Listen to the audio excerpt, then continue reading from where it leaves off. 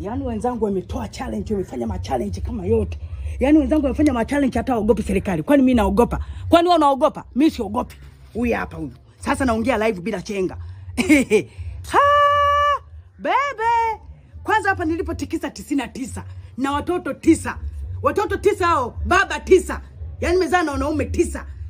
Hao watu wananitegemea mimi, baba zao walishaga kimbia. Sasa hivi nijihagalula mimi kuisema serikali, najitaka. Mimi sijitaki. Mimi najitaka, ndio maana siwezi nikasema serikali.